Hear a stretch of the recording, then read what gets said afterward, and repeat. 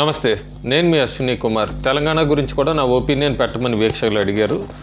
So నేను ఒక 24 గంటల ముందు బీజేపీ తెలంగాణలో ఎన్ని స్థానాలు గెలుచుకుంటుంది, బీజేపీ అంతర్గతంగా వాళ్ళు చేసుకున్న సర్వే కానీ అన్నది ఒక ఐటెం పెట్టాను. ఈ ఐటెంలో తెలంగాణలో బీజేపీ ఎన్ని స్థానాలు గెలిచే అవకాశాలు ఉన్నది అన్నది నాకు అందింది. నా ప్రిడిక్షన్స్ వీక్షకులకు షేర్ చేసుకోబోతున్నాను. అయితే నేను అప్పటి నుంచో దాదాపు ఒక నెల రోజుల నుంచి పెట్టిన తెలంగాణ బీజేపీ గురించి కానీ తెలంగాణలో లోక్సభ స్థానాలకు సంబంధించిన అనాలిసిస్ పెట్టినప్పుడల్లా ప్రతి ఈ పాయింట్ అయితే మరీ చెప్పాను. మోడీ వేవ్ ఉంది తెలంగాణలోని.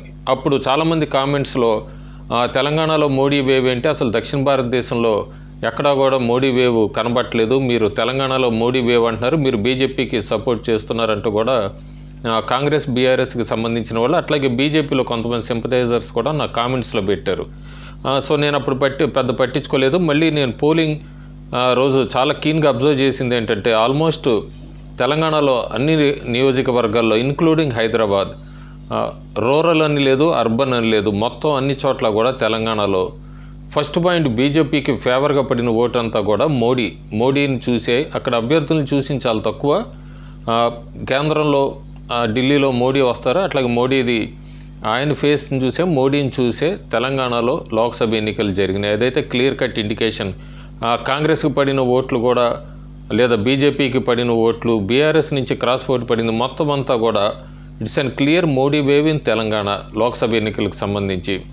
అంతేకాకుండా అయోధ్య రామ్ మందిర్ ఇష్యూ కూడా, అట్లాగే అక్షిత్ వేవ్, ఇవన్నీ చెప్పాను, అవన్నీ కూడా కౌంట్ అయినాయి. అసెంబ్లీకి కాంగ్రెస్ పార్టీకి వేసిన వాళ్ళు కూడా చాలా వరకు తెలంగాణ వచ్చినప్పుడు చాలా నియోజకవర్గాల్లో బీజేపీకి వేశారన్నది అయితే స్పష్టంగా కనబడింది పోలింగ్ రోజు. అంతేకాకుండా రూరల్ ఏరియాస్లో మహిళలు ముఖ్యంగా అసెంబ్లీకి కాంగ్రెస్ పార్టీకి వేశారు. స్కీమ్స్ అని వస్తాయనో, వెల్ఫేర్ స్కీమ్స్ అనో, రీజన్స్ ఏదైనా కూడా వాళ్ళు కూడా మోడీకి బీజేపీకి వేశారు.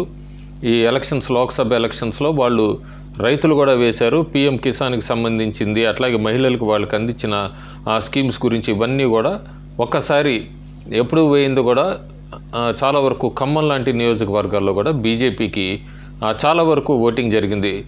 చాలా సంవత్సరాల తర్వాత, లేదా మొట్టమొదటిసారి అనుకుంటా, ఖమ్మంలో బీజేపీ డిపాజిట్ సాధించబోతుంది లోక్సభ ఎన్నికల్లో. ఇది ఒక పెద్ద అచీవ్మెంట్ అని చెప్పొచ్చు తెలంగాణలో బీజేపీ పార్టీకి సంబంధించి. నల్గొండ లాంటి నియోజకవర్గాల్లో కూడా బీజేపీ చాలా టఫ్ ఫైట్ ఇచ్చింది. చాలా టఫ్ ఫైట్. అంతేకాకుండా 2వ స్థానంలో ఉంటుంది. ఈ లోక్సభ ఎన్నికలకు సంబంధించి తెలంగాణలో ఇంకొక ముఖ్యమైనది ఏంటంటే point, almost BRS vote bank అనేది అయితే డైల్యూట్ అయిపోయింది. అసెంబ్లీలో అని కాదు, లోక్సభకు వచ్చేటప్పటికి ఆల్మోస్ట్ డైల్యూటెడ్ ఓట్ బ్యాంక్ కింద కనబడుతోంది. కాంగ్రెస్ అండ్ బీజేపీ రెండు కూడా బీఆర్ఎస్ ఓట్ బ్యాంక్ని ఎక్కువ శాతం చీల్చుకుంది. బీఆర్ఎస్ ఓటర్స్ కూడా లోక్సభ ఎన్నికల్లో ఐదర్ కాంగ్రెస్ కానీ లేకపోతే బీజేపీకి కానీ ఎక్కువ శాతం బీజేపీ వైపు మొగ్గు చూపారు బీఆర్ఎస్ ఓటర్స్ కూడా. అది కూడా కనబడింది. అది మనకి జూన్ 4వ తారీఖు కౌంటింగ్ రోజు ఖచ్చితంగా రిఫ్లెక్ట్ అవుతుంది. చాలా ముఖ్యంగా వరంగల్, నల్గొండ, మహబూబ్ నగర్ ఇలాంటి నియోజకవర్గాల్లో అయితే నాగర్ కర్నూలు బీఆర్ఎస్కి వెళ్లాల్సిన ఓటు బ్యాంక్ కూడా బీజేపీకి పడింది. అట్లాగే బీఆర్ఎస్ వాళ్ళు కూడా బీజేపీకి వేశారు.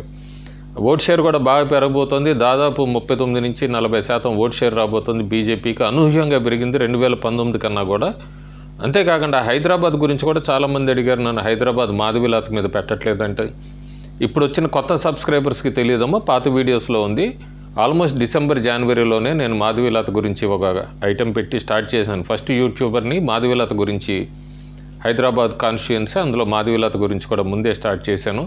ఆ తర్వాత ఆవిడకి క్యాండిడేట్కి అనౌన్స్ చేశాక కూడా నేను మాధవీలత గురించి ఒక 2-3 ఐటమ్స్ పెట్టాను. ఆ తర్వాత ఆ విజయావకాశాలు ఎట్లా ఉన్నాయి, ఒకవేళ ఓడిపోతే ఎక్కడ, గెలవాలంటే ఏం చేయాలనేది కూడా దాదాపు 7-8 వీడియోస్ మాధవీలత మీద పెట్టాను.